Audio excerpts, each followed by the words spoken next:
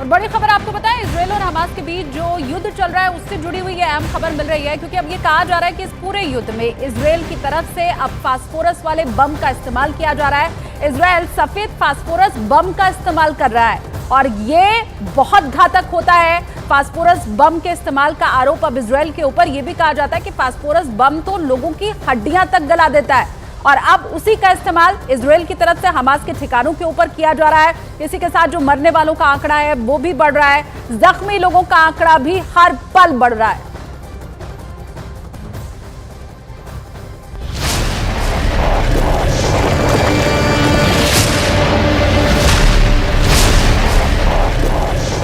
हर स्तर पर America Israel की मदद के लिए तैयार है और कैसे हथियारों का जखीरा अब अमेरिका ने इजरायल पहुंचाया है। अब इसके बाद अनुमान यही है कि और ज्यादा हमले तेज होने वाले हैं इजरायल के हमास के ऊपर।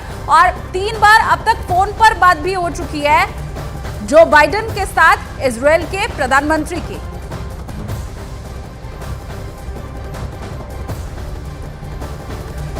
इजराइल और फिलिस्तीन की जंग में जहां हमास के समर्थन में तमाम देश आए हैं, वहीं इजराइल पर अलग अलग तरीकों से हमलों को अंजाम दे रहे हैं। वैसे इजराइल के साथ अमेरिका आ चुका है और समंदर के रास्ते अपने कैरियर स्ट्राइक ग्रुप पहुंचा चुका है। आपको बताते हैं कि इस कैरियर स्ट्राइक ग्रुप में कौन कौन से जंगी जहाज हैं और वो किस रास्ते से भूमध्य सागर में पहुंचे हैं। अमेरिका जो जंगी जहाज पहुंचा रहा है, इजराइल वॉर में अमेरिका की एंट्री हुई और कैसे कैरियर स्ट्राइक ग्रुप में एयरक्राफ्ट कैरियर ज़ेपल R4 CVN 78 ये एक यहां से पहुंचाया गया और यहां से एंट्री हो रही है। देखिए ये इस तरीके से जो है इजराइल तक पहुंचाया जा रहा है। तो अगला Ticonderoga class cruiser USS Normandy CG-60 एक ये जो है कैरियर स्ट्राइक ग्रुप ये पहुंचाया गया। अलीबर्ग क्लास विश्वसंसक USS रेमेज, ये सारे जो हैं चीजें पहुंचाई जाएंगी ताकि इजराइल को इस पूरे युद्ध में मदद मिल सके। वेपन्स पहुंचाए जा रहे हैं, इस तरीके से ये स्ट्राइक ग्रुप पहुंचाए जा रहे हैं। USS मैकफॉल, और ये अमेरिका के लिए भी अच्छा है। देखिए इसमें यह भी समझना होगा कि ये अमेरिका की भी एक ऐसी स्ट्रेटेजी है कि जैसे जंग में इजराइल पहुंचा है, वो यहाँ बड़े बड़े हथियार ये कैरियर स्ट्राइक्स अगर खरीदेगा या ये पहुंचाएगा तो अमेरिका का कहीं ना कहीं दबदबा बनेगा, उसकी भी इकॉनमी आगे बढ़ेगी। तो USS थॉमस हनर DDG 116, तो ये इजराइल को मदद पहुंचाई जा रही है अमेरिका की ओर से और 3 बार अब तक फोन पर बातचीत हो चुकी है। खुला अमेरिका कह रहा है साथ हम इजराइल के खड़े हुए हैं।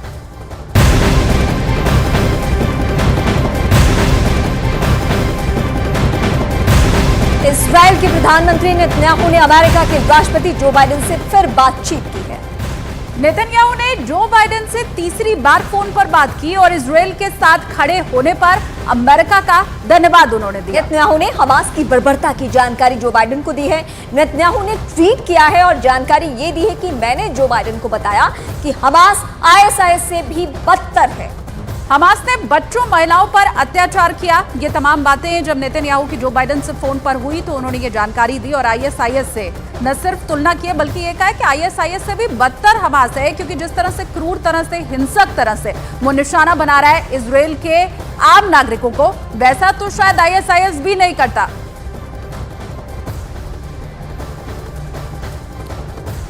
जंग से किसी का भला नहीं हो सकता, ये दुनिया जानती है।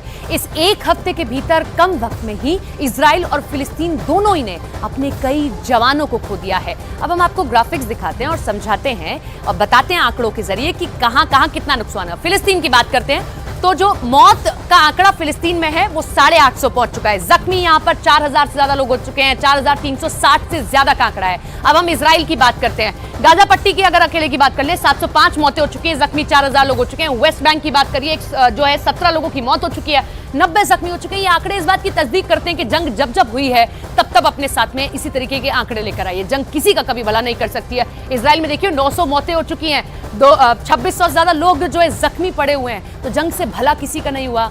हर देश जो है अपने जवान खोता है। जंग भले ही वर्चस्व के लिए लड़ी जाए, लेकिन देखिए नतीजा क्या होता है ये आपके सामने।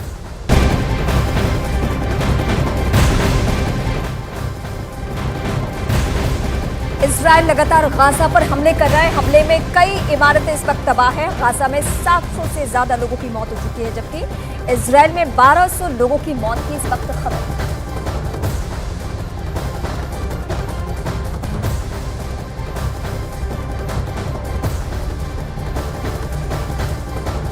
तो इजराइल की स्थिति इस वक्त हम आपको बता रहे हैं।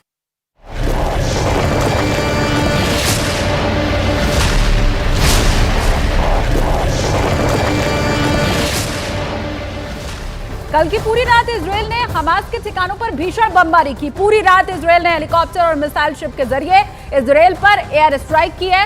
इस हमले में हमास के मिलिट्री कमांडर के घर पर ही हमला कर दिया गया।